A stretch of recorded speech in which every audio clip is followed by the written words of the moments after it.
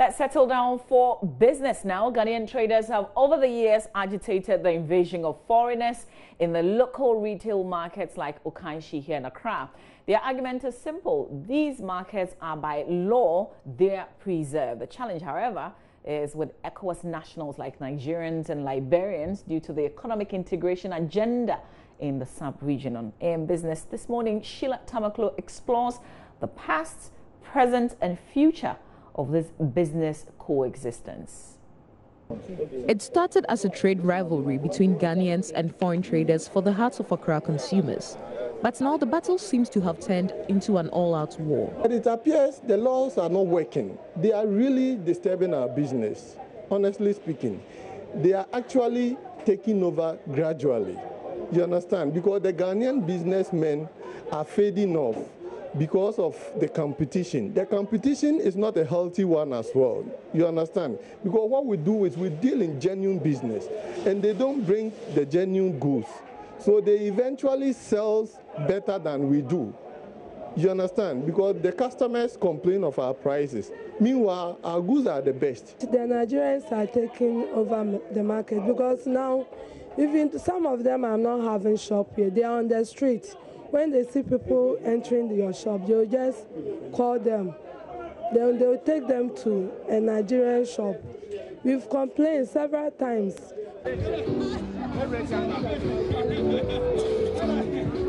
Sometimes we supply, but when we supply, it goes worth of maybe 10 cedis as the like grand price 10 cedi. You expect them to sell like 11 cedi, 12 cedi. They'll be expecting to sell it like 20 times 2 of that money, and the goods will be there. They can't sell it. But for we can sell 10 cedi, 10 pesos. We don't have any problem about that one. We only concentrate on how many people that we reach in a day, not how much you sell.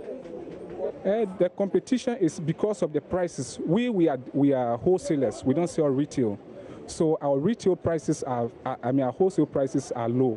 And if we want to sell retail, when customer come, we give them a price that is good. That when they go somewhere, they will not get such a price. Even when they go, they will come back to the same shops to buy because we sell on wholesale. And we don't sell to get maybe like 10 cedis as a profit. Maybe we'll get the 2 cedi or 3 cedi as a profit as wholesale price. You see, that is how we sell. So because of that, we'll have more customers. Consumers who usually may not be bothered with who they buy from are at the center of the controversy. In this case, they had mixed views. But there are regulations, so it all depends on the policymakers. Those foreigners, they've been given the directive that they should have their hub, as in how they should trade. So the regulators and the policymakers have to make sure they are abiding by what the policymakers are saying. Well, what I can say is that if I want to go and buy what I want, I know where to go and buy them. So it doesn't really matter whether you have to go and buy from a Ghanaian or a Nigerian or whatsoever. Some of them believe that they are their own enemies. You see, their marketing skills is very bad. These foreigners come in with the right mentality to make profit. They are penny wise, but you have our people here. The person buys a thing maybe 2 cedis. He wants to sell it 5 cedis and make extra profit, more than you should. But the foreigners, they come, the little they make, they are content with it, and they are able to turn their businesses over with time. Some have wondered why this should start in the first place, since it's a free market and the laws are also clear. Under the Ghana Investment Promotion Center GIPC Act, retail businesses are restrictive to only Ghanaians, so the law is clear on the issue. Why then is it being flouted? So I would say that it's a systemic failure, in the sense that Ghana as a nation, we have our own local regulations and rules. So when it comes to the question of commerce or trade, as you are calling it, where are our rules and regulations? I think that's where we are failing, because this ought not to have happened in the first place. We cannot dwell on economic theory of more goods, then the lower the prices. I think we are dealing with commerce, and in commerce, we need to be careful with our indigene on the market. And at all costs, our indigenes must be protected through our rules and regulations. So, a second school of thought thinks the law should be looked at again, since different business influences make the environment more vibrant. There are varied opinions on the matter. Yofi Grant is the Chief Executive Officer of the GIPC. Well, it's a difficulty that we have because at the end of the day, we are not high up on the production curve. So even in our markets, most of the goods that you see that is not food, or even with our food, most of them is imported. And so indirectly, a lot of our retail is already occupied by foreign business because they wholesale and then we retail. And so for me, the difficulty is saying that, well, what's best for our people, really? And that is why we want to actually move the economy into one of production. Otherwise, if we stay there and we just buy and sell, we are not going to see a lot of value out of that. Because on that, then taxes are going to eat away everything, and people have to rely on debt to go and buy their goods and bring it to the market. What I'd rather prefer is to have a lot of investment where our people can then participate in the value chain of production. So if somebody produces in our country and produces the goods, then our people can go and buy and sell. But it will be here. They don't have to go out to import and bring it to our markets and sell because most of those goods are foreign anyway. So Ghana's retail sector is restricted mainly to the capital cities. There are currently quite a number of foreign retailers on the scene. The size of the middle class, though small but growing, provides the basis for the demand of convenience and variety that is offered by the mixed markets of both local and foreign retailers. Due to much more complex operating environments in other countries, many investors view Ghana as the preferred destination for businesses in the sub-region. Bearing all these facts in mind, GIPC boss Yofi Grant is determined to keep the retail sector open to all under a revised law. The deal about restricting it to our people, we need to review it and see what is really best for our people. What is best for our people is to create businesses that can enable them also create businesses and jobs and create wealth.